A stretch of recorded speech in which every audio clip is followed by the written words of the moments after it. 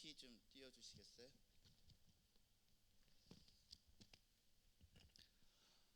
예, 정말 뜨겁게 맞이해 주셔서 감사드립니다. 다시 한번 인사드리겠습니다. 김성추입니다.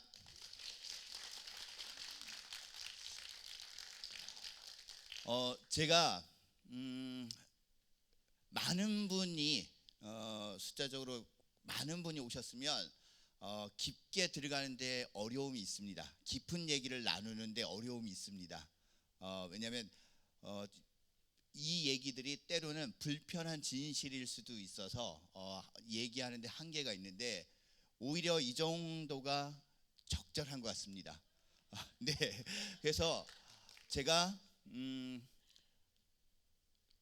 귀한 시간 내주셨으니까 목사님 포함해서 참여해 주신 성도님들에게 이것만은 꼭 내가 알려줘야겠다. 그냥 지금까지 일부 사람들만 정보로 가지고 있었던 부분들을 이 자리에 계신 분들이 나가실 때 절대로 다른 사람에게 알려주지 않는다는 전제하에 좀 몇 가지 팁도 더 드리고 그렇게 진행을 하겠습니다. 예를 들면요, 오늘 주제하고는 상관이 없지만 제가 공부의 신 지도교수를 강성태 군과 10여 년을 했습니다. 그 일을 해오면서 테스트 와이즈니스라는 개념이 있어요. 그게 뭐냐면 시험 전략입니다. 시험 기술이에요. 똑같은 시간을 들여서 누구는 학습 효과가 나고 누구는 학습 효과가 나지 않고, 그건 노력의 문제는 아니잖아요. 그런데 분명히 그 기술은 존재합니다. 효과를 발휘할 수 있는. 특히 난이도가 있는 문제, 복합 문제에 있어서는 이 기술들이 굉장히 적절하게 사용됩니다. 그 중에 하나 보너스로 먼저 시작을 하겠습니다. 1 곱하기 3이 크나요? 3 곱하기 1이 크나요? 우리 친구 1 곱하기 3이 커? 3 곱하기 1이 커? 아직 잘 모르겠어?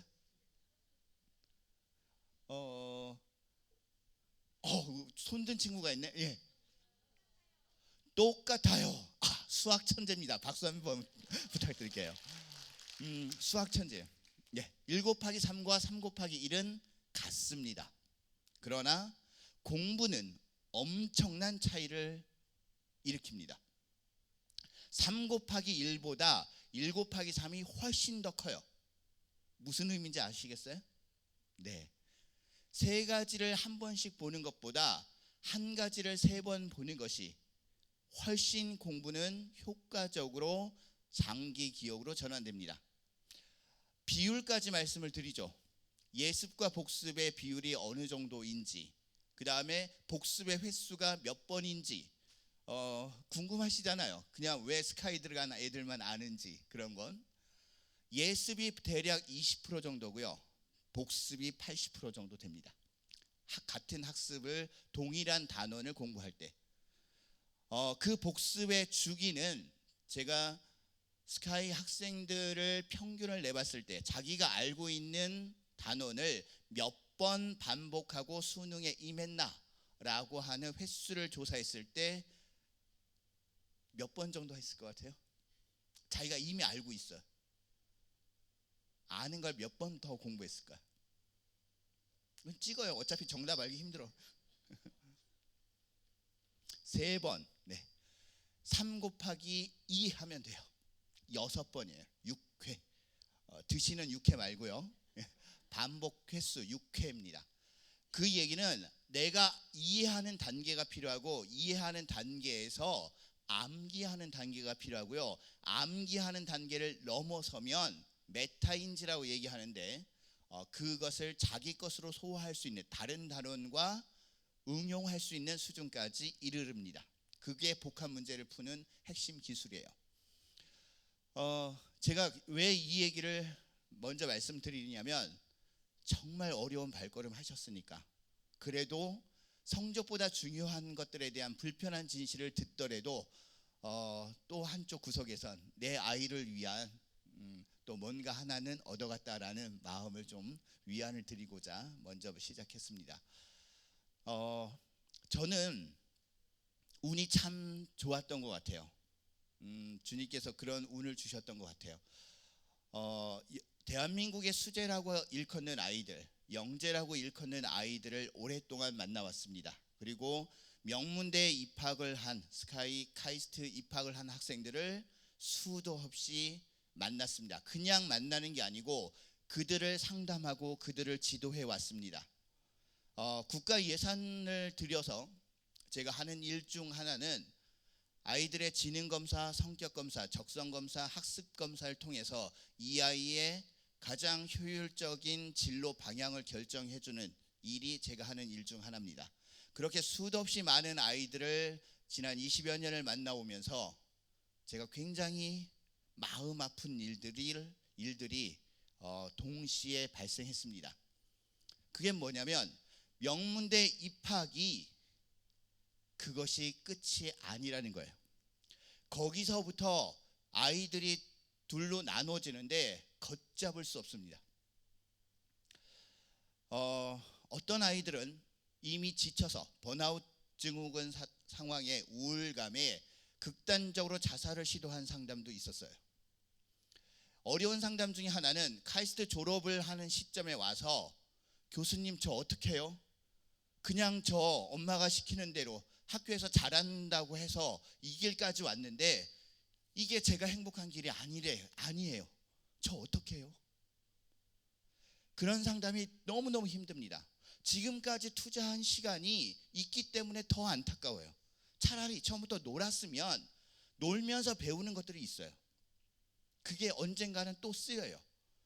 그런데 이렇게 무작정 학습에만 몰입한, 자기 흥미하고 상관없이 몰입한, 이건 쓰임받기가 힘듭니다. 그런 안타까운 일들을 수도 없이 겪었어요. 단적인 예로요, 대한민국에서 아이비리그를 간다라고 하는 건 굉장한 수재예요. 굉장한 능력을 인정받은 거예요. 그런데 입학한 학생 중에 몇 프로나 졸업을 할까요?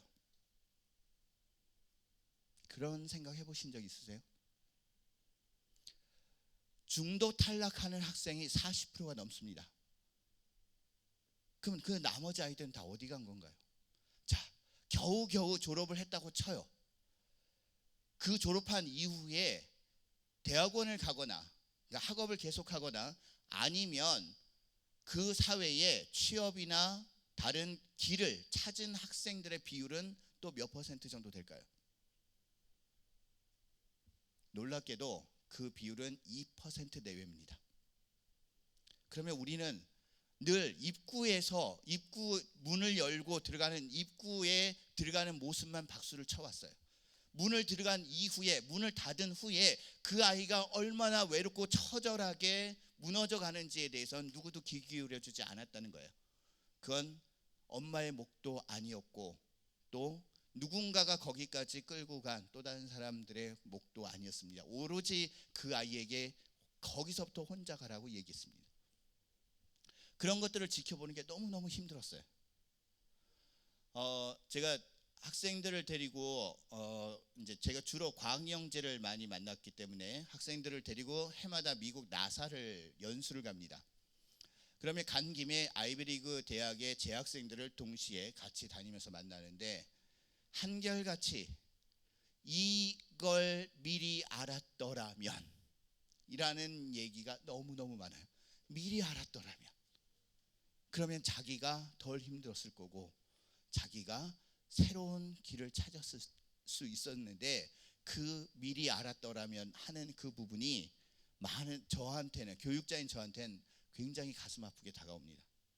그래서 오늘은 어떤 이야기를 할 거냐면요, 주어진 시간 하에서 이미 명문대에 들어왔는데 힘들게 처절하게 무너졌던 경우를 제외하고, 그거는 기회가 되면 나중에 다시 말씀드리겠습니다. 그리고 궁금하셨던 사항, 어떻게 해야 명문대를 조금은 덜 시행착오를 겪지 않고 갈 수 있는가, 혹시 기회가 된다면 그 얘기는 따로 나누도록 하고요.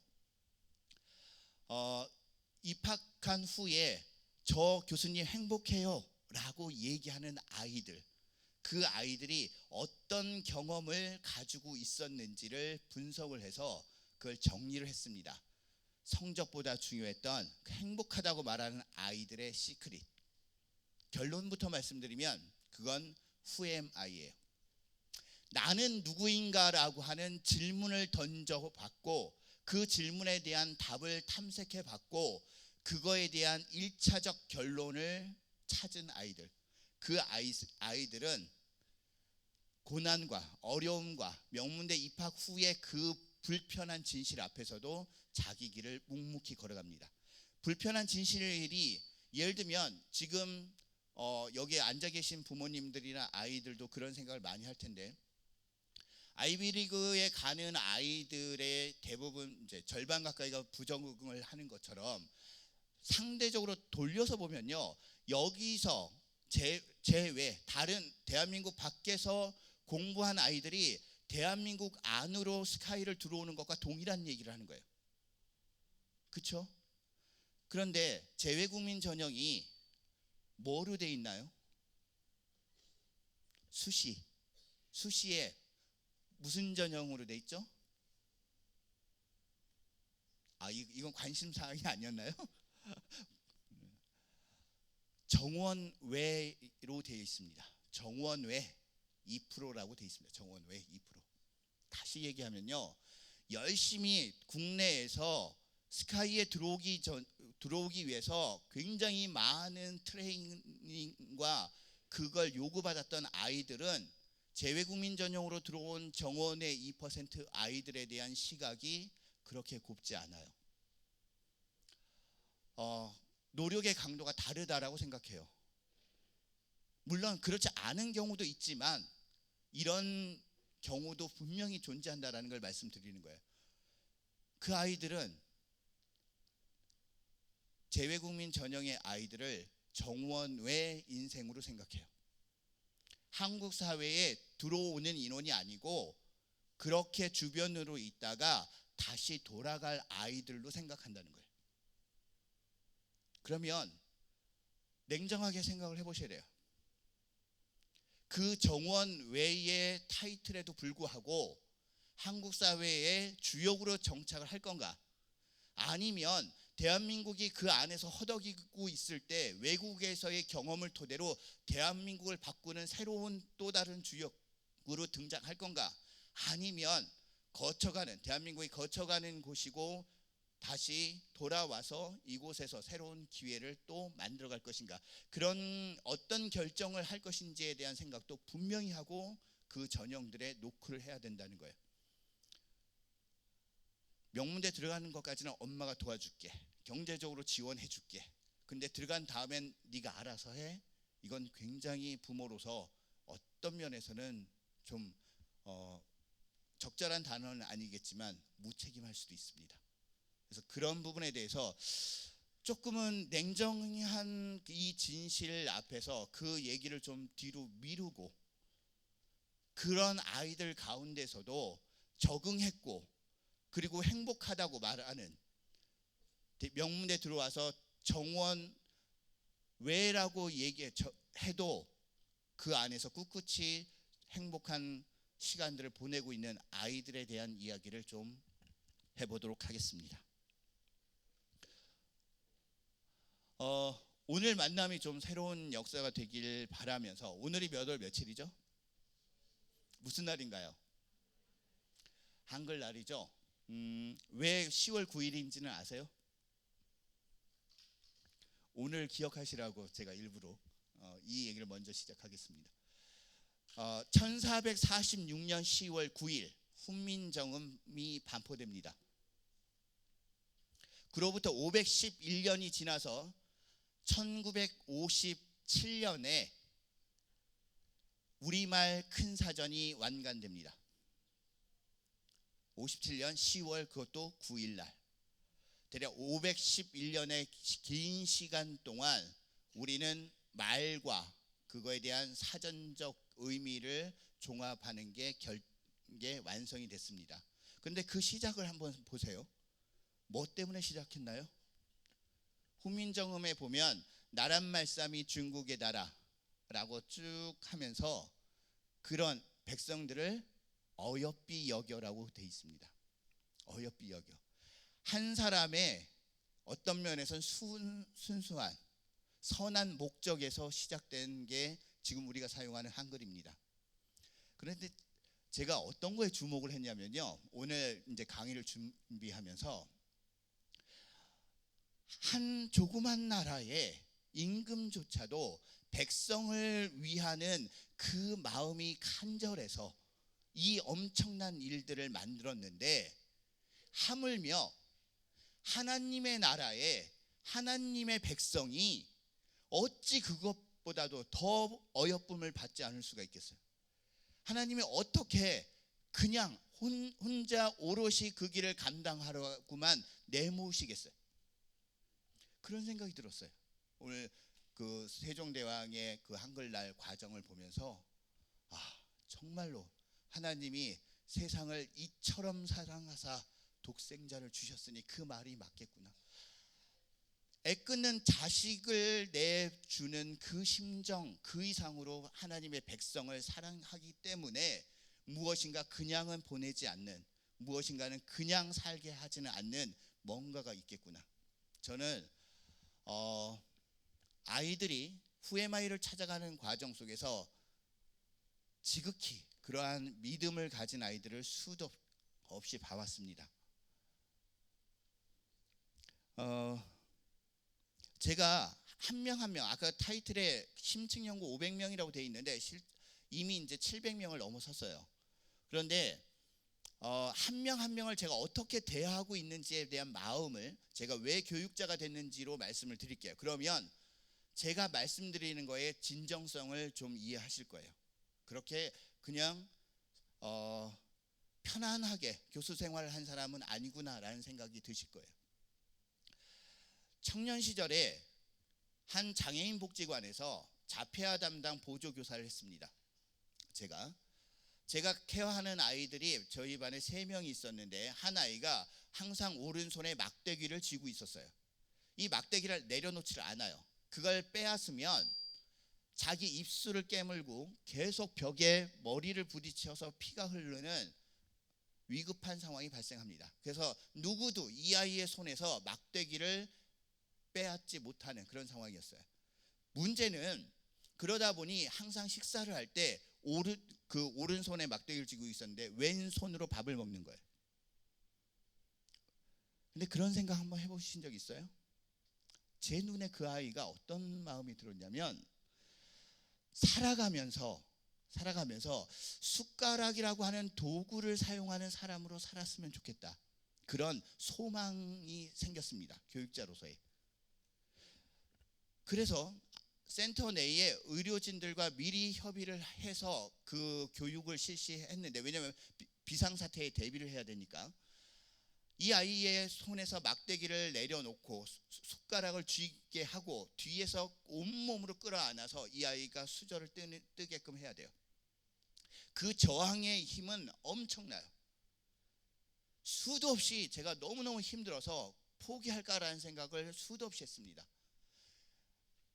이 아이가 이렇게까지 거부하는데, 원치 않는데 내가 왜 이걸 붙들고 있나, 부모조차도 두라고 하는 이 일을 내가 왜 하고 있나, 수도 없이 힘들고 좌절하고 그랬어요.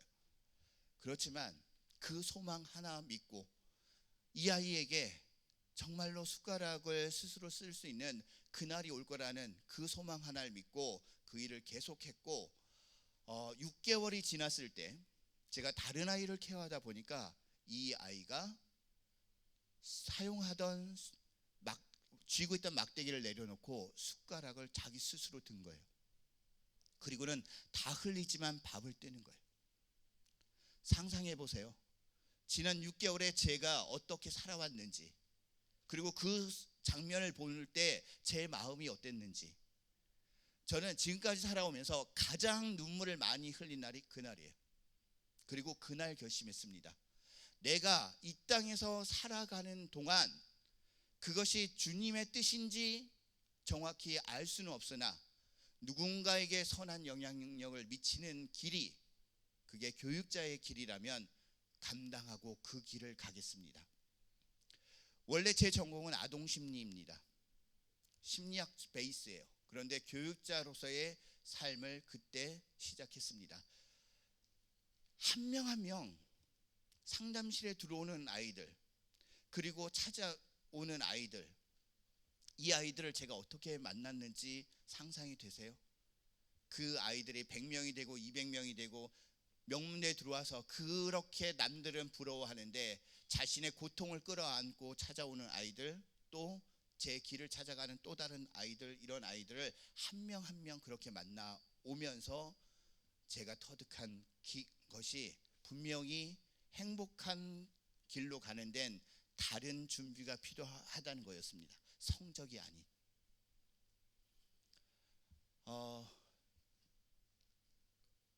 오늘 진행할 내용이 사실 굉장히 깁니다.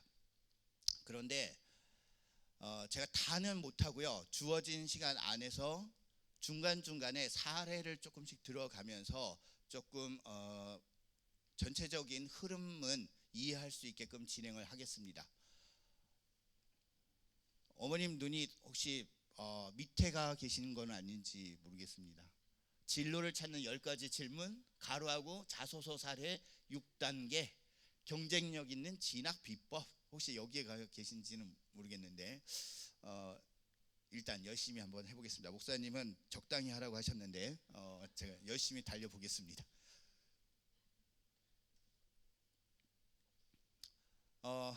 몇 년 전에 이 사람은 누군지 아시겠어요? 대부분 이제 책을 어떻게 접하는지를 잘 볼 수 있는 것 중 하나인데 이 사람의 이름은 보도 셰퍼입니다. 자, 아시겠어요? 이분이 쓴 책을 얘기하면 읽었는데, 들었는데 하실 수도 있어요. 보도 셰퍼의 책 중에 유명한 건 12살의 부자가 된 키라. 네, 아가 굉장히 맞구나. 예, 맞습니다. 그 사람입니다. 몇 년 전 독일 세미나장에서 보도 셰퍼하고 언쟁이 붙은 적이 있어요. 대학 시절서부터 독일로 유학을 온 가정에 독일어 강사를 했는데 한 가정의 아이들의 독일어를 가르쳤습니다. 한 번도 독일어를 공부하지 못한 채 부모를 따라서 독일까지 온 거예요. 아이들은 그 아이들을 지도한 끝에 6개월 만에 이 아이들을 학교에서 B학점을 받게 한 거예요. 보도 셰퍼가 너무너무 좋아서 하나도 배우지 않은 아이를 B학점을 받게 했으니까 기쁘게 가서 어머니께 슬쩍 말씀드렸대요. 당신의 아이가 똑똑한 것 같아요. 그러면서 독일어 B학점을 받아왔습니다. 내심 본인이 그 얘기를 할 땐 무슨 소리세요, 선생님이 잘 가르쳐서 그렇지 하고 뭐 보너스라도 그 생각을 하고 갔대요. 보도 셰퍼는. 그런데 어머님이 정색을 하시면서 왜 우리 아이가 A가 아니죠? 라고 하시더래요. 그때 충격을 받았대요. 독일 부모와 자기가 겪어온 독일 부모와 한국 부모의 뭔가 다른 차이가 있다. 수도 없이 한국을 그 후에 오고 갑니다. 그리고 자신의 책이, 철학책이 왜 한국에선 경제교육서로 팔리는지 본인도 모르겠대요. 한국에선 경제교육서로 팔립니다. 자, 그러고 나서 내린 결론이 이거였어요. 독일 부모들은 자녀가 행복하길 바라는데 한국 부모들은 자녀가 성공하기를 바라더라. 그 둘의 차이가 자녀들에게 미치는 영향이 완전히 달라지더라 라는 거였어요. 극구 반대했지만 어느 한편엔 쇠하니 인정할 수밖에 없는 부분들이 생겼어요. 고민 끝에 제가 인성협회의 교수를 맡으면서 고민 끝에 내린 답이 뭐냐면, 왜 이 둘을 따로따로 고민할까? 같이 고민하면 어떨까? 행복한 성공은 불가능한 건가? 라는 생각을 했어요. 그럼 이 둘을 합치고 아까 말씀드렸던 명문대 학생들 중에 저 행복해요 라고 하는 아이들의 심층 인터뷰를 통해서 이 아이들이 무슨 경험을 갖고 있는지를 찾으면 되는 거였어요. 그래서 그 작업이 시작됐습니다.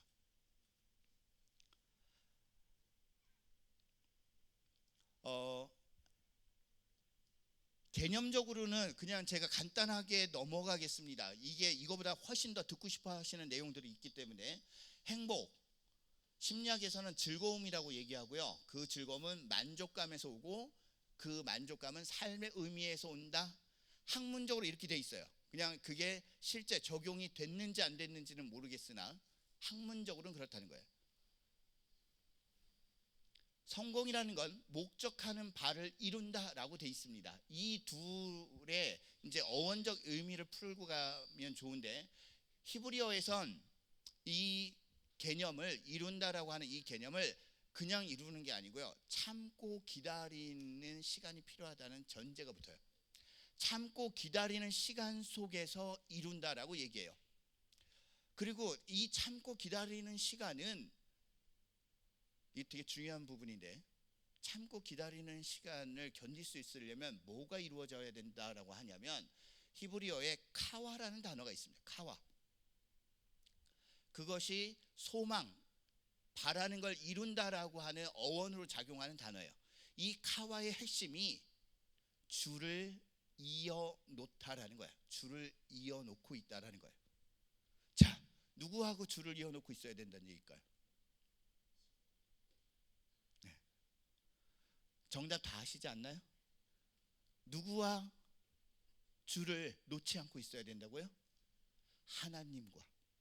그게 히브리어에 나오는 의미입니다.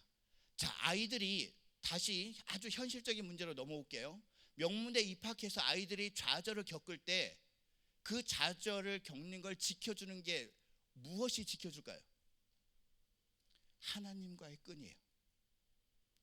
그 끈을 놓지 않는 아이들이, 그 소명을 이해하는 아이들이, 후에마이에 대한 생각을 하고 있는 아이들이, 내가 누군지에 대한 걸 알고 있는 아이들이 결국은 그걸 견뎌내는 거예요.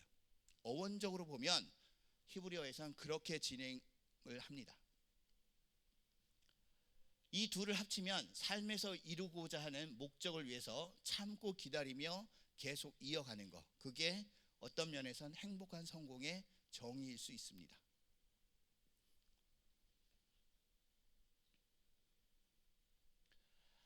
한 아이 좀 얘기를 할게요. 어쩌면 행복이라고 하는 것이 어떤 주어진 조건에서 오지 않는다라는 걸 단적으로 보여주는 아이예요. 이 아이는 1990년 태생입니다. 근육성 이영양증이라는 걸 알아요. 몸이 하루하루 굳어져 가는 거예요. 몸이 하루하루 굳는 거예요. 어제보다 오늘 더 굳고. 이건 유전병이에요. 자신의 부모님도 그랬고 자신도 형제들도 다 이 병을 앓았어요. 그런데 이 아이가 오프라 윈프리 쇼에 나왔을 때 어떤 얘기를 했냐면, 13년간 나는 끝도 없이 매일같이 하나님을 원망하면서 살았다고 얘기해요. 다른 사람은 한 사람도 이거에 대해서 고통스럽지 않은데, 자신의 근육에 대해서 고마워하지 않는데, 자기는 하루하루가 너무너무 고통스럽다는 거예요. 그래서 끊임없이 하나님을 원망했대요. 그런데 이제야 깨달았다는 거예요. 13살짜리가요, 죽기 전에 뭐라고 얘기하냐면, 나는 항상 근육이 남들보다 부족하다는 거기에 집중했었다는 거예요. 그런데 거기서 살짝 눈을 돌려보니 내게 거저 주어진 것이 너무너무 많았다라는 거예요. 나는 앞을 볼 수 있었고, 들을 수 있었고, 생각을 할 수 있었고, 자신이 할 수 있었던 거저 주어진 것들이 수도 없이 많았다라는 그 사실에 놀라움을, 그 소중함을 알게 됐더라는 거예요.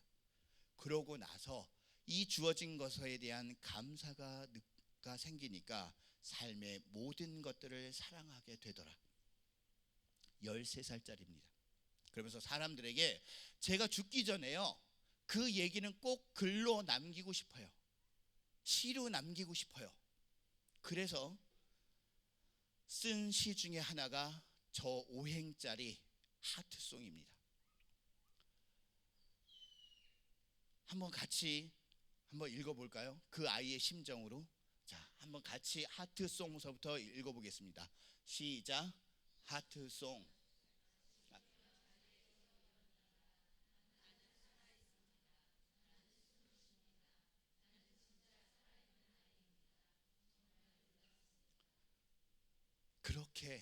그렇게 사랑이 시작되고 인생이 바뀌었습니다. 물론 애석하게도 이 아이는 그 후 1년을 살지 못하고 세상을 떠났습니다. 오프라 윈프리도 그랬고 그 자리에 참석했던 전 미국 카터 대통령도 이 세상에서 가장 아름다운 별 하나를 주님께 보냈다라고 얘기했습니다. 또 하나의 아이 얘기를 좀 해보겠습니다. 2002년 뭐 하고 계셨죠? 2002년 저 딱 사진 보면 떠오른 거리 응원 안 하셨어요? 열심히 거리 응원을 저도 했습니다. 그런데 저한테는 놀라운 일이 하나 있었어요. 예전에 제가 학생들 대학에서 가르치기 전에 기자 생활을 잠시 한 적이 있습니다. 그것도 방송 연예 기자를 했습니다. 연예인들을 쫓아다녔어요. 나중에 알았죠.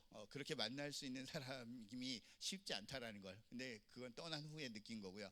어찌됐건 연예인들을 쫓아다니면서 생활을 했던 시절에 인천의 한 초등학교에 갔다가 운동장에서 뛰어노는 아이들 가운데 눈빛이 강한 아이를 본 적이 있어요. 아까 딱 손들었던 저 친구처럼 눈빛이 강한 아이를 본 적이 있어요. 너무너무 궁금한 거예요. 이 아이는 어떤 생각을 갖고 사는 아이인지, 어떤 마음인지. 이 아이를 데리고 집을 갔습니다. 다 쓰러져가는 비닐하우스에서 살고 있었는데 이 다음에 넌 뭐가 되고 싶니? 그랬더니 국가대표 축구선수가 되는 게 꿈이래요. 이유를 물어봤습니다. 하나는 이해가 됐어요. 돈을 많이 벌어서 고생하는 엄마와 동생들이 더 이상 힘들지 않았으면 좋겠다는 거였어요. 두 번째 이유가 있었습니다. 우리 마을을 보세요. 그러더니 이 아이가 하는 말이 전 우리 마을 사람들의 희망이 되고 싶어요. 이때 이 아이 초등학교 5학년이었습니다. 누군가의 희망이 되고 싶다. 너무너무 신기해서 그 약속을 지킬 것 같으냐고 물었더니 이루어질 것 같아 그랬더니 저 하나님께 약속했어요. 그러더라고요. 하나님께 약속했어요. 그로부터 세월이 지나서 2002년 월드컵이 열렸을 때 거리 응원을 하고 있는데 그라운드에서 뛰고 있는 태극전사 가운데 그 낯익은 눈빛을 본 거예요.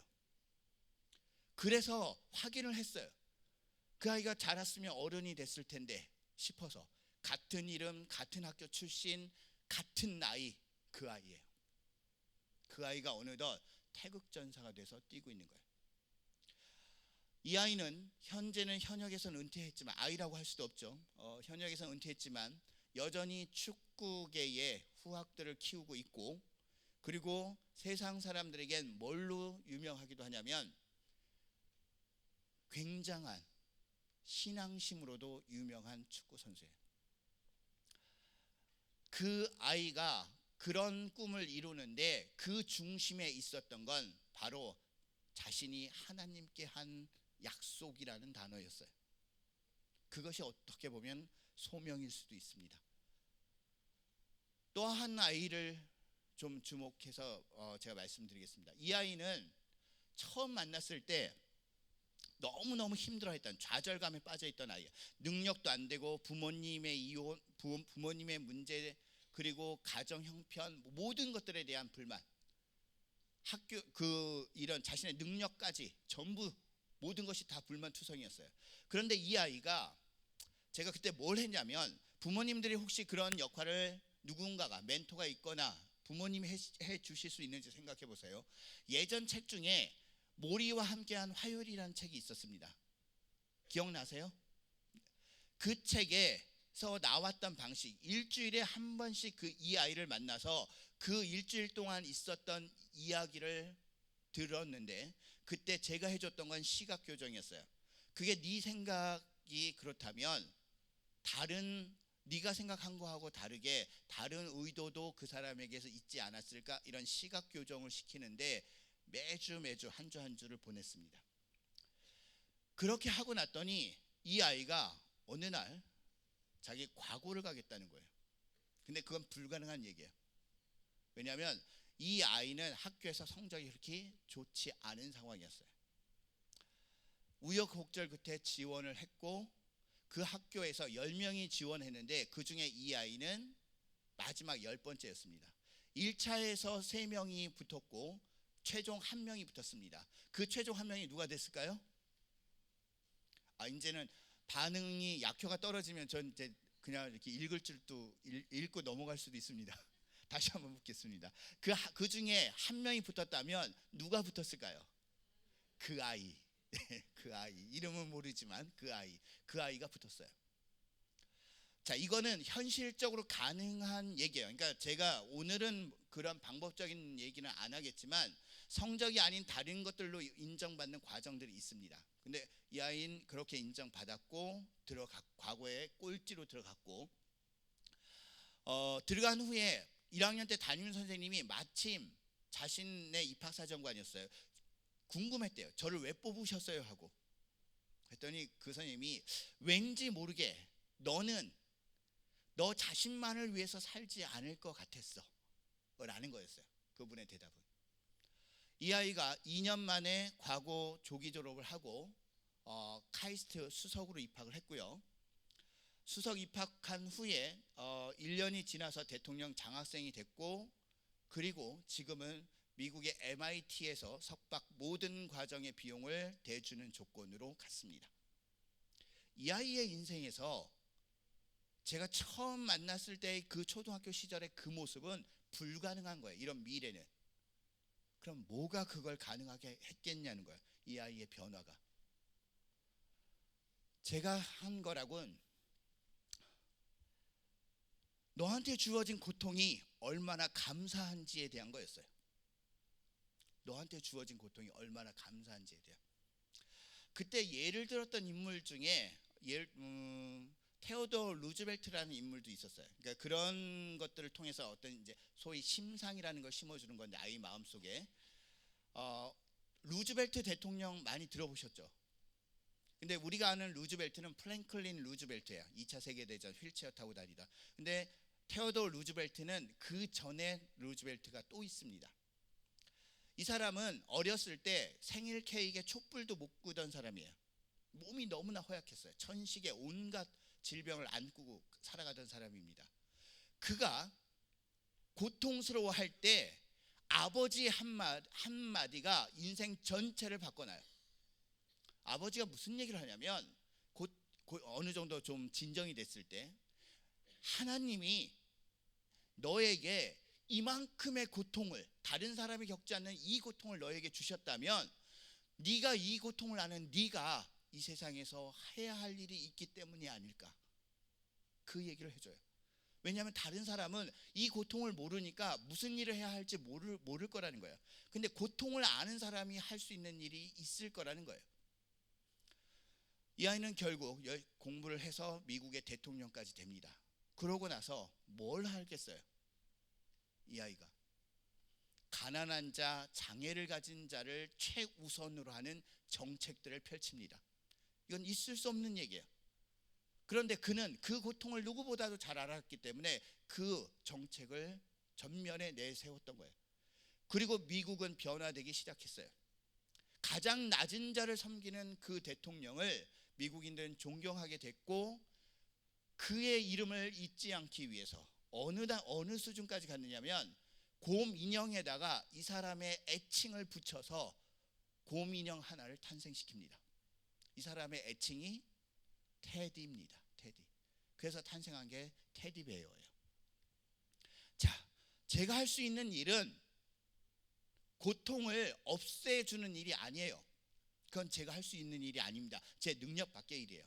하지만 그 고통이, 그 어려움이, 그 난제가 분명히 이유가 있을 거라는 거는 알려줬어야 된다는 거예요. 누군가는. 그리고 그 고통을 치우기 전에 오로지 그 아이가 그 고통 속에서 깨달음을 얻을 수 있도록 그 믿음과 신뢰를 보내줄 수 있는 든든한 지원자가 있으면 됐었다는 거예요. 이 아이 누구 못지않은 신앙입니다. 그리고 저는 이 아이가 대한민국에 다시 돌아왔을 때 또 엄청난 일을 할 거라고 믿습니다.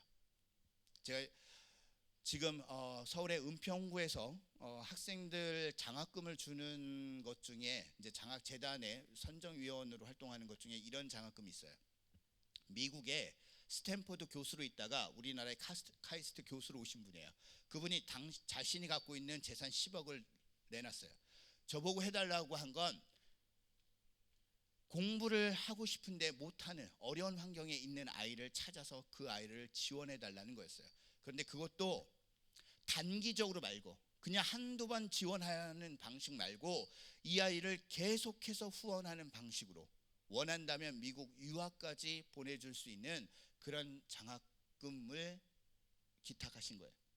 저도 열심히 그런 아이들을 찾아 나서고 있습니다. 자, 그러면 이분이 왜 이런 일을 했을까? 재산이 엄청나서? 아니요. 이분은 미국에서 돌아올 때 10억이 전 재산이었어요. 다시 제로 베이스에서 시작하시겠다는 거였어요. 그런데 이분은 과거의 배경이 뭐냐면 이분이 고아예요. 본인이 고아였을 때 고아로 성장하면서 누군가의 후원으로 미국 유학까지 갔던 사람이에요. 그래서 그 사랑을 다시 돌려주는 거예요. 우리가 받은 사랑을 어디에 어떻게 돌려줘야 할지 우리 아이들도 깨달아간다면 그게 소명이 되지 않을까 싶습니다. 이 아이도 그런 아이입니다. 자신이 받은 사랑을 다시 세상에 실천하겠다는 아이입니다. 우리 아이들은 어떤가? 정말 삶의 의미에 대해서 찾아갈 수 있도록 도와주고 있는가? 우리 부모는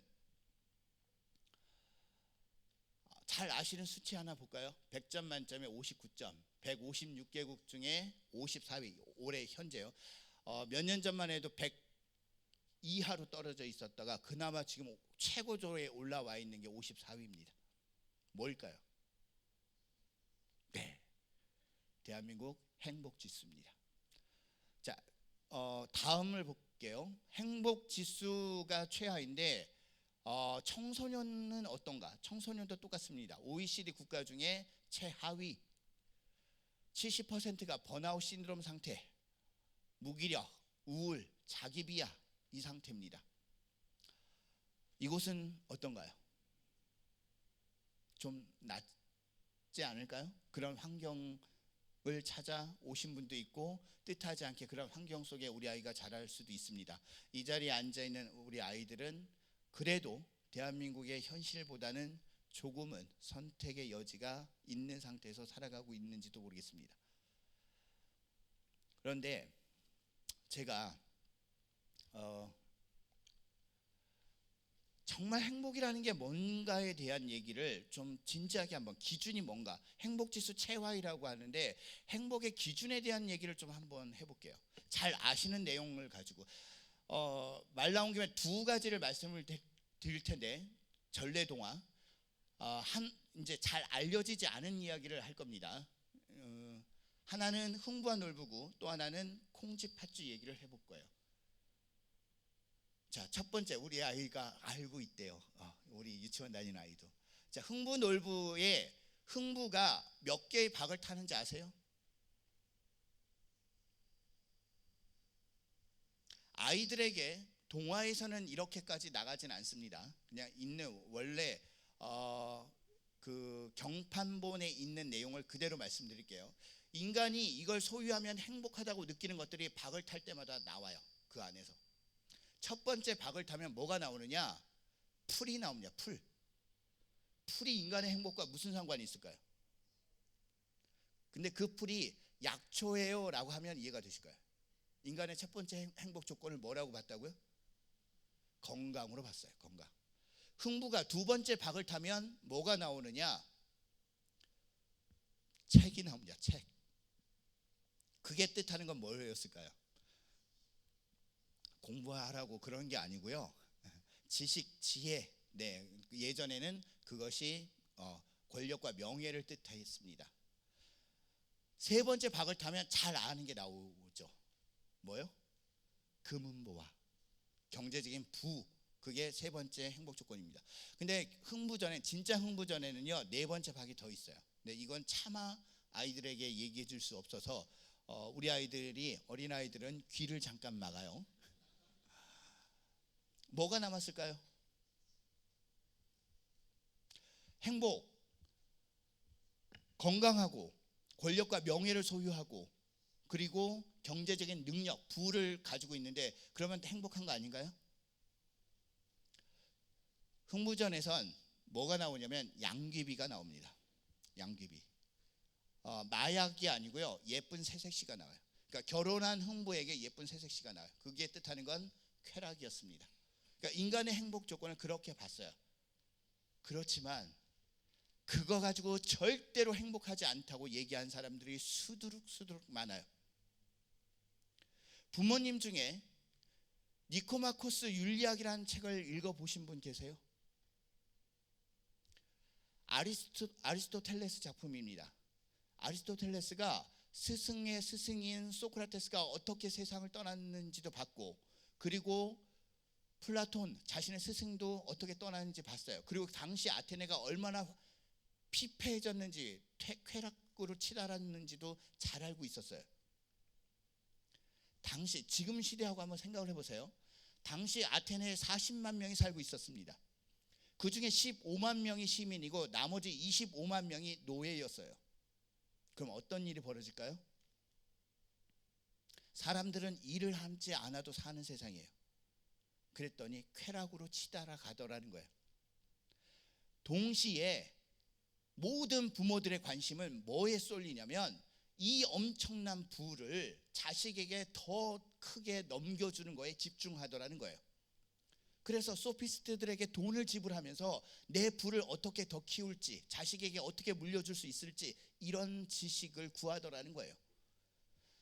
아리스토텔레스는 아테네가 그렇게 무너져가는 걸 보면서 자신의 아들 니코마코스에게 얘야 제발 이렇게 살지 마라, 절대로 이게 행복하지 않다라는 것을 자신의 생각을 정리해서 그 윤리학 책에 실었습니다. 그것이 진짜 행복이라고. 그러면 한 번쯤은 귀 기울여 봐야 되는 거 아닌가요? 우리가 진짜 행복을 위해서 아이에게 무엇을 추구하라고 말할지. 또 하나는 콩쥐팥쥐 얘기를 해볼 텐데, 콩쥐팥쥐 결론 아세요? 결말? 우리 친구 알아요. 뭐예요? 결말이? 마을 원님과 콩쥐가 결혼해서 행복하게 살았습니다. 끝. 여기가 자녀를 명문대 앞에 밀어놓고 끝, 내 부모의 역할 끝 하는 거하고 똑같아요. 그 다음은요 엄청나요. 그게 얘기를 안 드려서 그렇지 그 다음 이야기는 사실 엄청나요. 혹시 알고 계신 분 있으세요? 그냥 알고 계시면 넘어갈게요. 듣고 싶으세요? 옛날 얘기를 좋아하시는군요. 시샘했던 팥쥐가 콩쥐를 연못에 빠뜨려요. 그리고는 원님에게 콩쥐 행세를 해서 단란한 신혼생활을 해요. 그걸 억울하게 연못 속에 빠졌던 콩쥐가 꽃으로 피어나는데, 연꽃으로 피어나는데 그걸 알게 된 팥쥐가 그것마저도 꺾어다가 아궁이에 태워요. 꽃이 타면서 예쁜 구슬이 됩니다. 이웃마을 안악이 왔다가 그 구슬이 너무나 탐나서 몰래 가져가요. 그런데 그 구슬 속에서 콩쥐가 나타나선 자신의 억울함을 풀어달라고 얘기해요. 원님을 초대하고 밥상 위에 짝짝이 젓가락을 올려놓게 해요. 원님이 왔습니다. 근데 식사를 하려고 보니 젓가락이 짝짝이에요. 젓가락이 잘못됐는데 이걸 좀 바꿔달라고 얘기해요. 그랬더니 이때 이제 콩쥐가 나타나서 당신은 젓가락 짝짝이는 알고도 부인이 바뀐 건 어떻게 모르냐라고 얘기해요. 화가 난 원님은 팥쥐를 데려다가 굉장히 무서운 형벌을 내립니다. 팔과 다리에 소를 묶어서. 근데 그 형벌 받은 후에 더 잔인해져요. 시신을 가지고 젓갈을 만들어요. 팥쥐. 그리고는 그걸 팥쥐 엄마에게 선물로 보내요. 팥쥐 엄마가 그걸 먹고 너무나 맛있어서 이게 뭐냐라고 물어요. 근데 그게 팥쥐인 걸 알고는 그 충격에 세상을 떠납니다. 자, 이게 무슨 교훈이 들어있는지 아세요? 이게 부모님들이 한 번쯤은 이제 심각하게 생각해 볼 교훈이 있어요. 원님이 팥쥐의 팥쥐로 만든 젓갈을 어머니에게 보낸 건 무슨 메시지냐면요, 팥쥐를 자신의 욕심만 챙기는 그런 팥쥐를 만든 장본인은 당신이라는 거예요. 당신의 삐뚤어진 교육이 자식을 그렇게 만들었으니까 그거에 대한 책임을 묻는 거였어요. 흥부놀부의 진짜 행복이라는 게 무엇인지, 콩쥐팥쥐의 부모란 어떤 역할을 해줘야 하는 것인지에 대해서 한 번쯤은 돌이켜볼 필요가 있는 이야기입니다. 그런데 제가 말씀드리고자 하는 건 아리스토텔레스의 그 니코마코스 윤리학에도 그렇고, 우리가 동의보감, 허준의 동의보감도 그렇고 딱 이렇게 얘기해요. 우리가 왜 행복을 추구해야 하는지에 대해서 가치 발견을 통해서 삶에 주도적으로 성장하기 위한 거다. 가치 발견을 통해서 가치를 발견하는 것이 곧 진정한 행복이라는 거예요. 그건 삶의 의미를 추구하는 과정이에요. 삶의 의미를 알아가는 과정이에요. 그 삶의 의미를 알아가는 과정을 제가 이 세 가지로 압축해서 말씀을 드릴게요. 그러니까 뒤에 쭉 이어지는 시크릿까지는 진행을 못하더라도 전체적으로 이 세 가지는 제가 말씀을 드리고 가야 마음이 편할 것 같아요. 자, 25년간 제가 명문대 학생들을 만나면서 스스로 행복하다고 얘기하는 아이들의 세 가지 공통점이 있습니다. 첫째, 실력, 그 이상의 자기 성장을 갖고 가는 아이들이었어요. 주어진 능력이 아니고요, 그 이상을 성장해 온 아이들이었어요. 근데 그 핵심이 자아 존중감이에요. 자녀가 자기 자신을 사랑하는 마음, 자기 자신을 존중하는 마음이 있다라고 하는 건 그 어떤 고난과 어려움에도 그걸 극복할 수 있다라는 거예요. 자아 존중감. 부모님이 자녀에게 그러한 자아 존중감을 심어주고 계신지 한번 생각해 보세요. 특별히 두 가지 말씀을 드릴게요. 그냥 길게 얘기하지 않고 당장 시행할 수 있는 두 가지. 자아 존중감의 효과를 높이는 가장 첫 번째 방법은 격려라는 거예요. 격려. 심리학자 아들러는 그 인간을 성장시키는 것이 열등감이라고 얘기해요. 오히려 그런 고난, 부족함, 이런 것들이 인간을 성장시킨다는 거예요. 그런데 그런 고통만 주어지면 인간은 폭삭 무너지는데, 그걸 다시 세워주는, 그거에 대한 의미를 깨닫게 해주는 게 주변에서의 격려라는 거예요. 격려. 그 격려는 큰 격려를 얘기하지 않습니다. 작은 격려를 얘기해요. 아리스토텔레스는 그걸 헤시스라고 얘기했어요. 헤시스. 작은 격려. 예를 들면 우리 친구 지금 이 늦은 시간에 잠을 안 자고 듣고 있는 거 보니까 대단한 것 같아. 이건 격려를 보내준 거예요. 옷이 굉장히 잘 어울리는데. 자, 이런 사소한 격려들이 사람의 자존감을 끌어올린다라는 거예요. 자녀에게 그런 격려를 해주고 계신지, 칭찬이 아니고 격려를 해주고 계신지를 한번 생각해 보세요. 그게 자존감을 높이는 첫 번째입니다. 두 번째 방법은 스펜서 존슨의 멘토라는 책에도 소개된 방식이에요.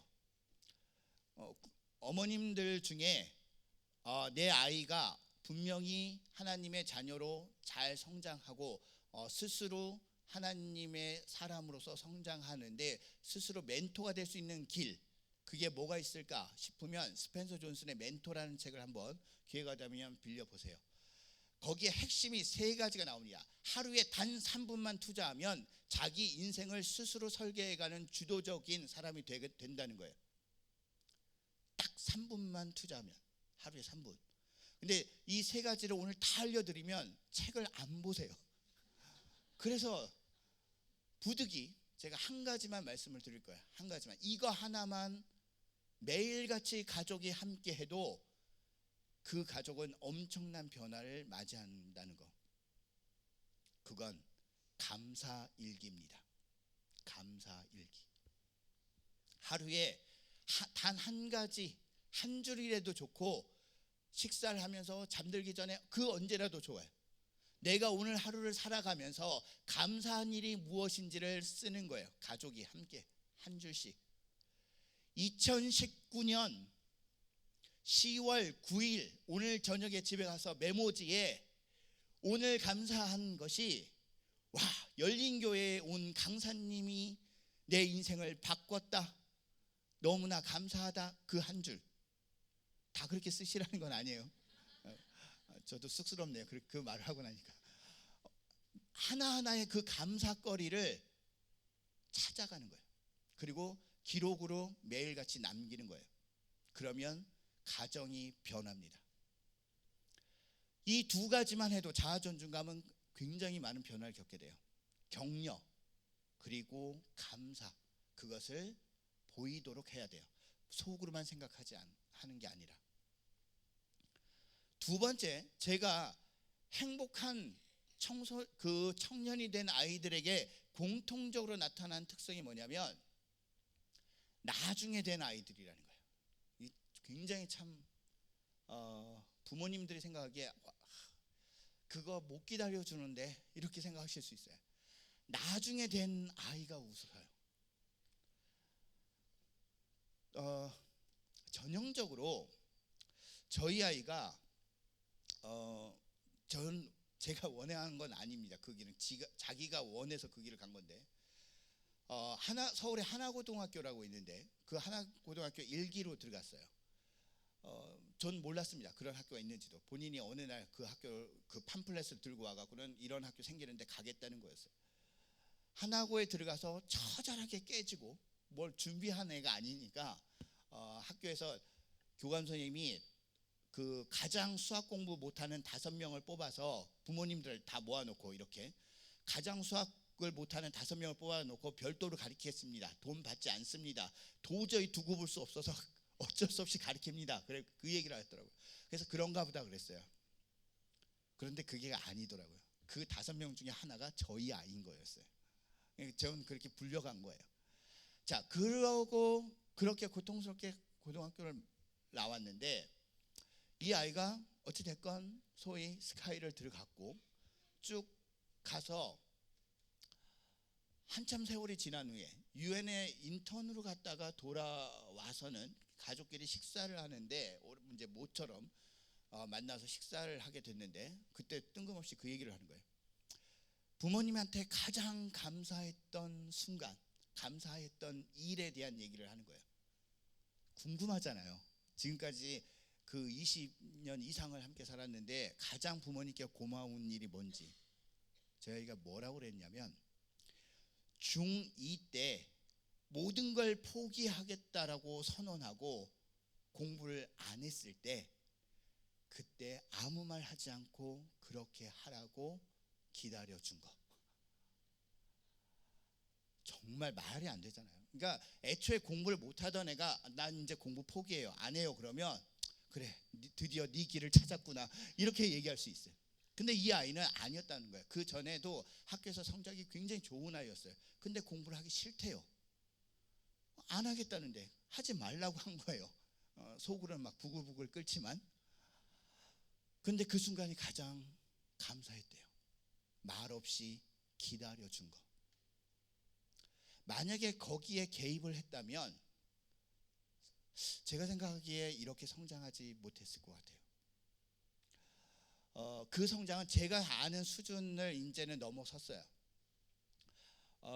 올해 아무튼 그건 아무리 생각해도 그건 하나님의 은혜 아니면 불가능하다고 생각되는 일이 하나 있는데, 이 아이가 아직 석사를 마치지 않은 상태인데 미국 국무부, 미국 정부 장학생으로 선발이 됐어요. 그래서 박사 과정을 이제 학비, 생활비 다 지원받고 미국으로 가게 돼요. 이건 제가 생각하기에 이 아이의 평소 생활 모습을 아는 저로선 불가능한 것 같은데, 어찌 됐건 그 이제 제가 생각하는 이상의 성장들을 해가요. 스스로 아이가 설 때까지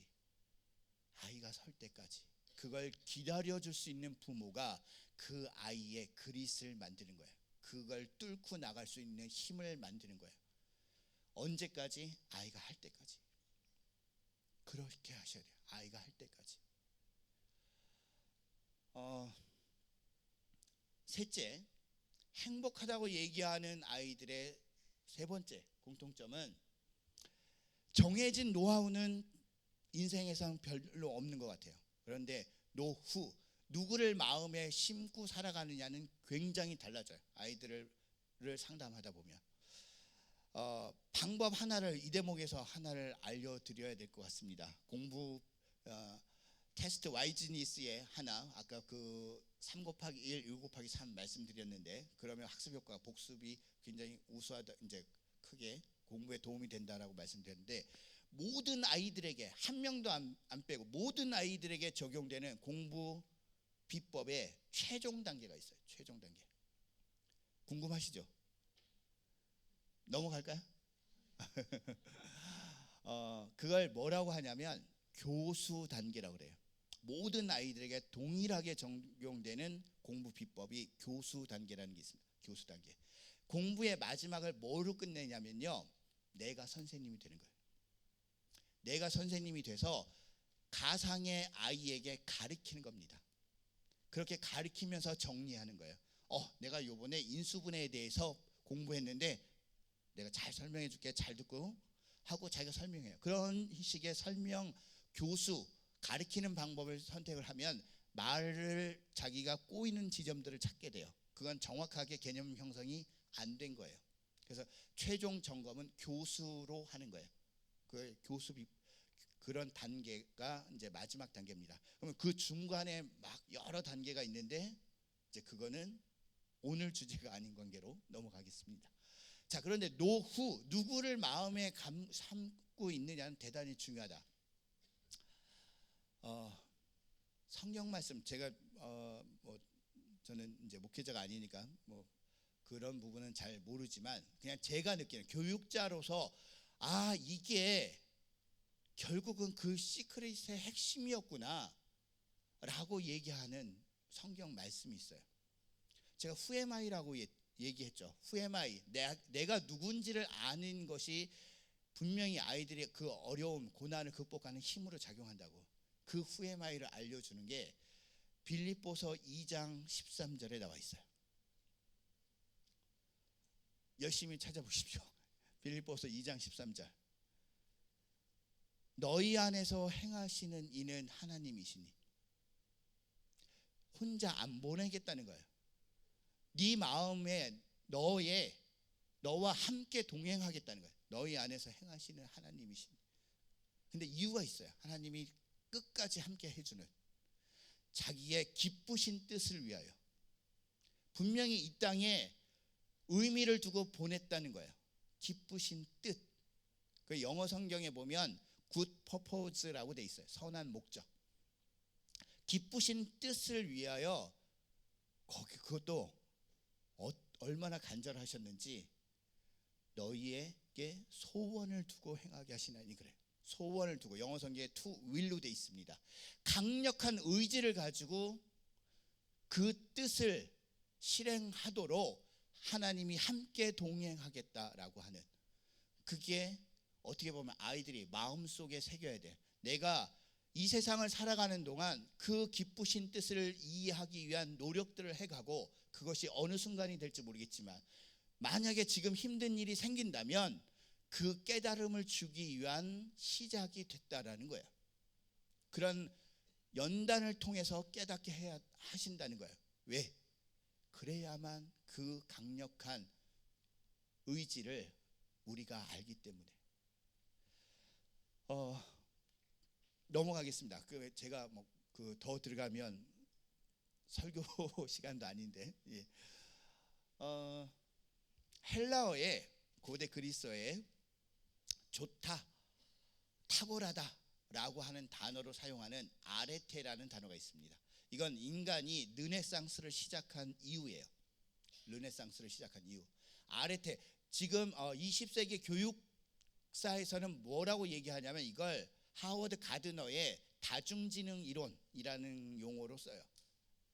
누구에게나 자신만의 특별함을, 재능을 가지고 있다는 거예요. 그걸 인정하시면, 자녀에게 그걸 인정하시면 이 아이는 섭니다. 우리 모두는 태어나는 순간 가치를 가지고 태어났다라고 하는 걸 믿으신다면 자녀를 대하는 태도가 분명히 달라져요. 그리고 그걸 통해서 아이가 자아존중감을 형성하고, 그리고 나중에 설 수 있도록 그리스를 키워가고, 그리고 마음속에 하나님을 함께 한다면 그 아이는 절대로 자신의 행복의 끈을 놓지 않습니다.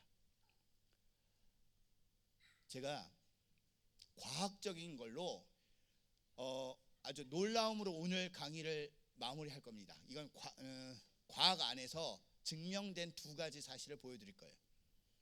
DNA라는 게 있습니다. 인간의 유전적 정보를 담고 있는 거예요. 하나님이 얼마나 신비롭게 만드셨는지를 보여드릴 거예요. 인간의 유전적 정보, 이 DNA가 이중 나선형 구조를 띠고 있습니다. 뭔가 어디서 배우신 것 같죠? 네. 이걸 일렬로 늘어뜨리면 그 길이가 얼마나 될까? 한번 찍어보세요. 근접하신 분이 나오는지, 하나님을 어느 정도나 위대하다고 느끼시는지 한번 제가. 지구 한 바퀴. 야, 지구라고 하는 단어가 나왔으니까 제가 단위를 이렇게 설정하겠습니다. 지구에서 달까지 왕복하는 걸 1회라고 할 때 몇 회일까? 지구 한 바퀴보다 엄청난 거예요. 지구에서 달은 로켓의 속력으로 3일을 가야 돼요. 로켓의 속력으로. 그러니까 어마어마한 거리입니다. 자, 그 거리를 한 번 갔다 오는 걸 1회라고 할 때 몇 번 정도 다녀온다면, 내 아이의 DNA를 타고 몇 번 정도 다녀오면 이 아이를 위대한 하나님의 선물이라고 생각하시겠어요?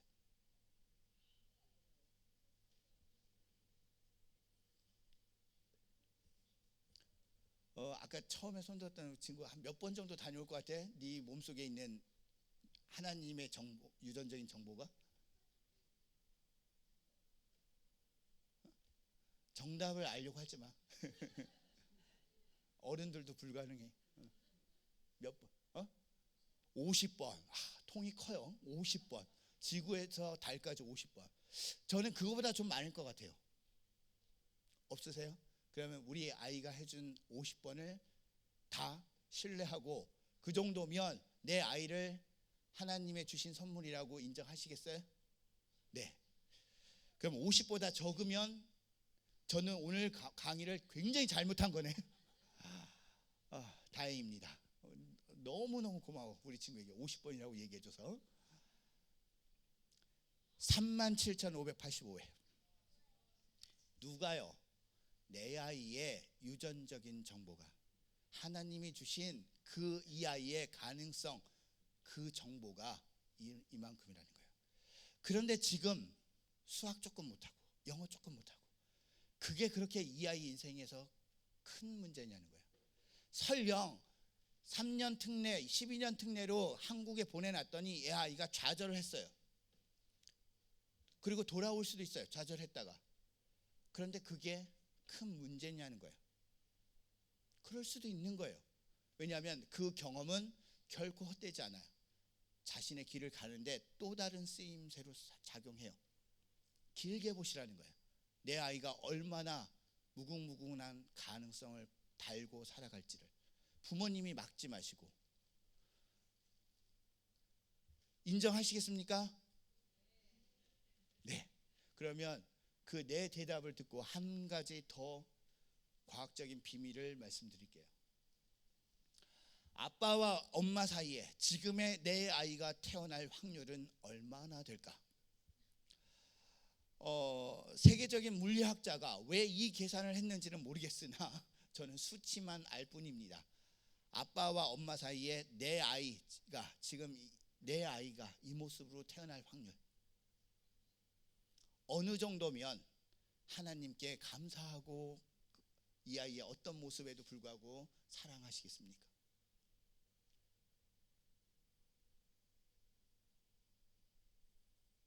정답은 1이에요. 1. 그냥 오로지 그 어떤 경우의 수에도 불구하고 오로지 이 아이를 온전히 사랑하겠습니다. 네, 그런 의미군요. 참고로 한번 여쭤볼게요. 10의 2승분의 1 하면 100분의 1이고요. 10의 3승분의 1 하면 1000분의 1입니다. 공을 몇 개 붙인 것분의 하나로 이 땅에 왔다면 하나님께 내 아이가 지금 조금 나를 힘들게 하여도 하나님이 주신 선물에 감사하면서 그 때를 기다릴 수 있는지, 공을 몇 개를 붙일까요? 아까 물었던 친구에게는 안 할 겁니다. 이제 너무 뻥튀기를 할 수도 있어서 이건 인간이 수치를 가질 수가 없어요. 표현할 숫자가 없습니다. 정자와 난자의 경우의 수를 계산했더니 지구상의 모래알 개수 중 하나보다 적습니다. 숫자로 표현을 하면 이렇게 표현돼요. 10의 423승분의 1.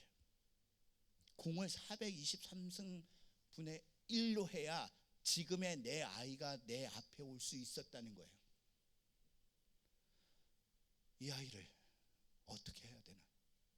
자, 처음으로 돌아가겠습니다. 제가 왜 교육자가 되었는가라고 말씀드렸을 때 그 한 생명 하나에 집중했던 그 시간이 저에게 있었기에 교육자의 길을 선택했습니다. 자녀에게 분명히 부모님도 하나님의 선물처럼 주어졌습니다. 자녀만 주어진 게 아니에요. 서로가 서로를 그런 귀중한 하나님의 선물로 함께 한다면 분명히 내 아이는 그 어떤 어려움 속에서도 굳이 과정상 명문대를 지나가든 안 지나가든 상관없이 행복한 자신의 삶을 찾아갈 수 있습니다. 늦은 시간 경청해 주셔서 감사하고요. 제가 너무너무 감사한 마음 안고 제가 말레이시아 처음 왔습니다. 굉장히 많은 나라를 다녔다고 생각했는데 말레이시아를 빼놓고 있었더라고요. 그런데 아마도 2019년 10월 9일 여러분들을 만나기 위해서 그 예전의 때가 아닌 지금의 이날 저를 이곳에 오게 하신 것 같습니다. 감사합니다.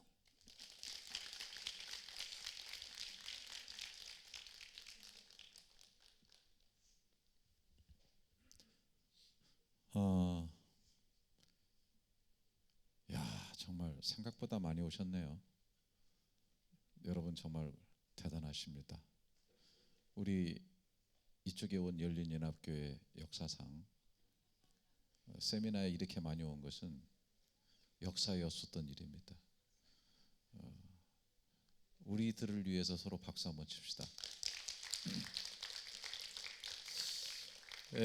기왕에 교수님이 앞으로 또 온다는 보장도 쉽지는 않고 또 경험도 굉장히 많이 가지고 계신데 그런 분의 엑기스를 뽑아먹는 거는 우리들이 꼭 해야 될 지혜인 것 같아요. 제가 누굽니까? 나 김규웅 목사예요. 교수님 좀 앞으로 나오시죠. 죄송합니다. 박수로 한번 다시 맞아주시고. 여러분의 꼭 하고 싶은 질문이 있으면 제가 대답하도록 옆에서 강요하겠습니다. 그래도 잘 안 되면 핍박을 하기 시작할 텐데 굉장한 여러 가지 그 경험과 노하우들, 연구가 축적된 분이시기 때문에 이렇게 그냥 강의만 해서 전반적으로 그 아웃라인만 듣는 것보다는 여러분들이 자녀를 키우거나 또 여러 가지 그 교육적 문제에 있어서 질문이 있으시면은 질문을 하시면은 교수님 아마 대답을 하실 것 같은데, 자, 손을 한번 들어주시죠. 누가 좀 질문을 꼭 하고 싶으신 분? 네가 할래? 질문이 가장 중요한 거예요. 제가 지금 요즘 그렇게 했죠. 호문, 호답, 호생. 좋은 질문은 좋은 답을 가져오고, 좋은 답은 좋은 생애를 만드는 겁니다. 그래서 질문을 잘해야 되는 거예요. 그래서 혹시라도 질문 있으면 그 뭐 아무거나 좋으니까요. 질문 한번 해보시죠. 어디? 오케이. 야, 잘하셨어요. 아까 저한테 그러더라고요. 우리 애 1등 하기 위해서 왔다고. 그래서 내가 애 잡으시겠구만요. 그랬는데 잘하셨어요. 저희는 지금 남자아이가 미국계에서 10학년이에요. 근데 진로 때문에 고민을 나름 이번에 여름방학 갔다 와서 한국에 있는 청소년 수련회 갔다 와서 이제 묵상을 하기 시작했어요. 근데 이제 자기가 지금 공부를 하고 있는데 그래도 한국에 있을 때보다 내가 좀 더 해야 되겠다라는 욕심을 가지고 하면서 그래도 모범생처럼 나름 열심히 하고 있는데 이제 자기가 고민을 한 거예요. 진로 이제 대학을 가야 되고 과를 선택해야 되는데 해야 하는 거를 해야 되는 건지, 그러니까 남들 코스가 있고 이쪽으로 가면 더 확률이 높은, 이렇게 좀 잘 살 수 있는 확률이 높은 거로 가야 되는 건지, 아니면 지금에 하고 싶은 게 있는데 그 하고 싶은 게 이제 어느 걸 하고 싶은 걸 가야 되나, 그러니까 해야 하는 걸 해야 하는 건지, 그래서 고민을 하고 있는데 저는 또 믿는 자로서 이렇게 얘기하기를, 일단 고민을 하고 하나님께 기도도 하고 묵상을 하고 전도사님이나 여러분들한테 물어보기도 하고 이제 나름 지식이 있는 분들한테도 물어보고 고민을 하더라고요. 그래서 나는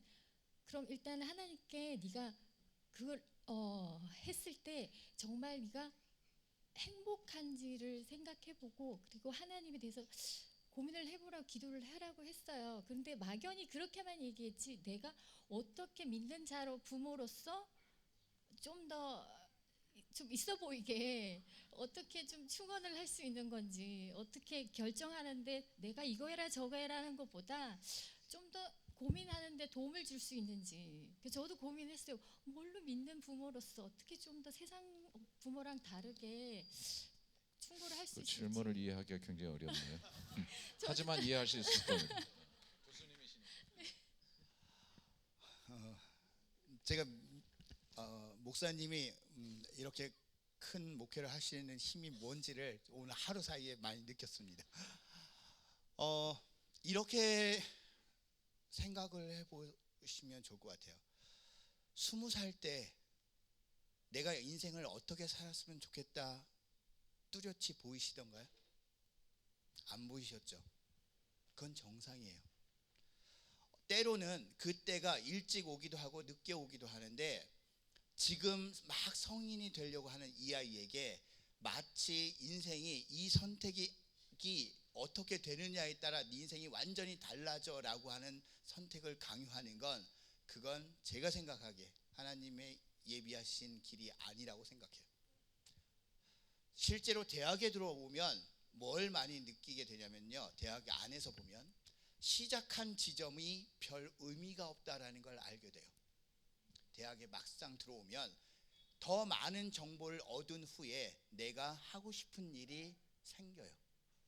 내가 알고 싶은 일이 생기고, 좋아하는 일이 잘하는 일이 될지, 잘하는 일이 좋아하는 일로 바뀔지 지금 알 수 없다면 그건 때가 아닌 거예요. 다시 말씀드리면 선택은 지금 어떤 너의 마음이 조금 더 가는 쪽으로 선택하면 된다. 하지만 그것은 시작일 뿐이니 그 결정에 두려워하지 말라고.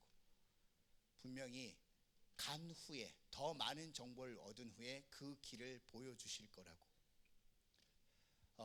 제가 아이를 아직 분석하지 않는 상태라서 이렇게 답변 드리는 게 맞을 것 같습니다. 일반적으로는 아이들이 그 시기에 자신의 뚜렷한 인생길을 갖는 건 어렵습니다.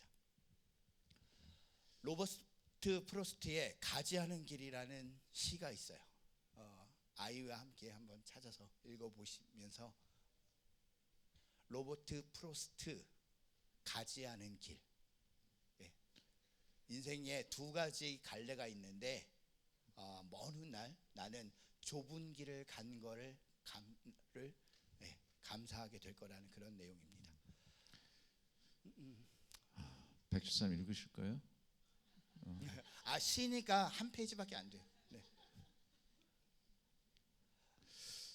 그래요. 또 질문 있으시면은 예. 또 우리 이창희 권사님께서 또 질문을 다 하시고 또 참 훌륭하십니다. 역시 훌륭하신 분이신데 이 종이 마이크를 드리시겠습니다. 아이들을 기를 때 네. 자존감이 있는지 없는지를 잘 모르겠어요. 그 아이들이 자존감하고 자존심하고는 구분을 해야 될 것 같아요. 자존심이 잘못되면은 교만으로도 갈 수 있는데 자존감은 또 다른 것 같아요. 자기를 사랑하는 것부터 시작을 하니까. 그래서 자존감이 있는지 없는지 그거를 어떻게 부모로서 그걸 구분할 수 있는지, 그리고 자존심이 아닌 자존감을 높여줄 수 있는 아까 그러니까 부모가 격려하는 것과 또 하나 감사 노트를 같이 가족끼리 써보라고 그렇게 말씀하셨는데 그거 말고 저희들이 할 수 있는 실천할 수 있는 작은 방법이라도 좀 가르쳐 주셨으면 하고요. 네. 방법을 말씀드리기 전에 칼 융의 얘기 하나만 좀 하겠습니다. 칼 융이 사람이 살아가면서 이제 성숙해가는 과정을 개별화라는 걸로 얘기를 하는데 그 융 심리학에서 보면 개별화는 자신을 부정적으로 바라보는 에고에서 자신을 긍정적으로 바라보는 셀프로 변해가는 과정을 얘기해요. 인생에 있어서는 어머님들이 혹시 그런 생각을 하시는지 모르겠는데 아이들이 만약에 그렇게 본다면 집 밖에서는 천사, 집 안에서는 악마. 이게 개별화가 안 됐을 때예요. 네. 그러니까 그걸 융은 언제로 보냐면 40세로 봅니다. 인생의 정오 40세가 되면 그게 동일해져야 된다는 거예요. 자, 자존감과 아이의 자존감과 또 자존심, 부정적인 의미 이런 것들에 대해서 아이에게 보여주는 부모의 모습이 어떠냐가 달라져요. 결국은 우리 엄마가 밖에 나가서나 집 안에서나 동일한 얘기를 하고 있는가, 동일한 모습을 보여주는가, 그것이 제가 드릴 수 있는 답이고요. 그걸 학문적으로는 3대 33이라는 걸로 얘기해요. 아이를 3번 비난하려면, 3번 혼을 내려면 그 전에 33번의 칭찬이 필요하다. 그래야 아이가 부정적으로 바뀌지 않은 상태에서 그걸 받아들일 수 있다는 겁니다. 그걸로 답변을 드리겠습니다. 네. 예, 참, 네.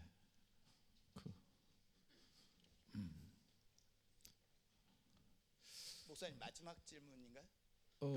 그래야 될 것 같은가요? 굉장히 힘드세요? 아닙니다. 밥도 잘 사드렸는데 왜? 네. 네, 맞습니다. 얻어먹었습니다. 네, 저는 좀 간단한 질문인데요. 네. 모든 어머니들이 교육에도 관심이 있지만 아이들이 다 사춘기를 겪잖아요. 네. 그때 어떻게 하면 좀 무난하게 넘어갈 수 있는 비법이 있는지. 네. 네.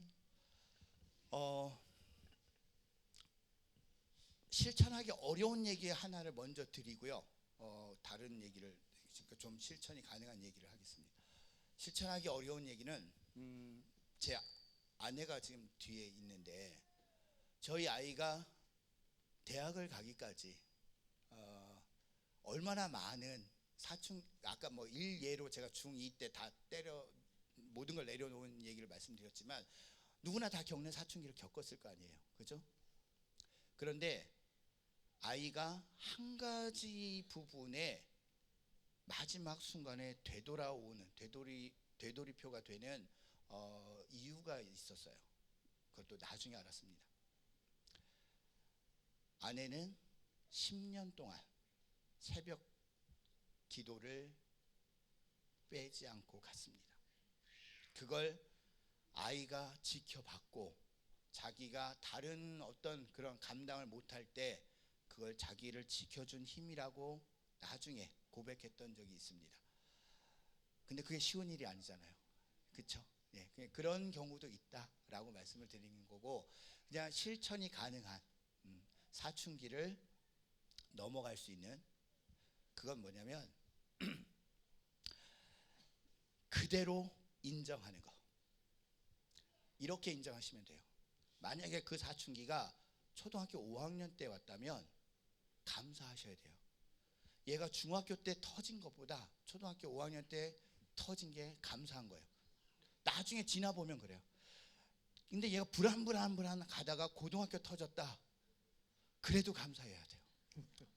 대학교 때 터진 것보다 감사한 거예요. 대학교에 터졌다. 그래도 감사하셔야 돼요. 얘가 어른이 돼서 성인이 돼서 결혼한 다음에, 저는요 극단적으로 이런 경우도 본 적이 있습니다. 굉장히 고위 전문직에 대한민국 탑까지 찍은 아이가 있는데, 제가 어려서 본. 근데 이 아이가 그 전문가가 되고 결혼을 한 후에 그때 터졌어요. 이거는 걷잡을 수가 없더라고요. 그때 터지면 부모하고는 완전히 인연을 끊는 단계까지 갈 수도 있어요. 그러니까 사춘기를 겪는 아이를 보면서 어머님이 감사하시면 돼요. 이 아이가 이렇게 일찍 사춘기를 겪게 해주셔서 감사합니다. 그게 답입니다. 겪지 않고 간다면 그 아이가 위험해져요. 겪어야 되는 게 빠를수록 좋다라고 생각하시면 됩니다. 예, 그렇게 하려면 이빨이 한 3개 나가겠군요. 네. 자, 뭐 너무 또 길게 하면 저 우리 교수님을 힘들게 할 것 같아서, 저 눈치가 빠른 사람이기 때문에 이쯤 해서 정말 손이, 나는 진짜 이거 아주 안과 모니터에 잠을 이룰 수 없다, 그런 분 없으시죠? 그런 질문 하시고 싶은 분 없으시죠? 감사합니다. 송 목사님, 이리 오세요. 마이크를. 제가 교수님 강의를 한 2번 정도 들으면서 부모님들이 이거를 제일 관심 갖지 않을까 좀 생각이 되고, 또 이거 좀 알았으면 좋겠다라는 그러한 내용이 있는데요. 그런 거좀 얘기. 그 명문대나 또 마이비리그나 이런 대학에 들어갈 때 과연 점수가 그 입학에 어느 정도 영향을 끼치는지, 예, 그것에 대해서 한번 좀 말씀해 주시면은. 그건 내가 대답해도 되는데. 예. 별로 영향이 없다. 네, 정답입니다. 후배가 하버드 대학교에서 입학사정위원을 했어요. 그리고 지금 현재 한국에 들어와 있습니다. 당시에 그걸 물어본 적이 있어요. 하버드 대학교의 토플 기준점이 어떻게 되는지에 대한. 120점 만점에 지금 자녀분들이 몇 점 정도를 하고 있는지는 모르겠는데, 하버드 대학교에서 설정한 이 점수 이상은 동일하다라고 하는 기준이 있어요. 이 점수 이상은 동일하다. 그 점수가 80점입니다. 80점 이상은 120점 만점까지 동일하다. 그러면 나머지로 이 아이를 판단하겠다는 거예요. 그러면 나머지 다른 성적에 대한 부분이 다르다라는 이해가 되시겠죠? 네. 대한민국하고 미국하고 사람을 인재를 선발하는 기준에 컴피턴스에 대한 부분이 있어요.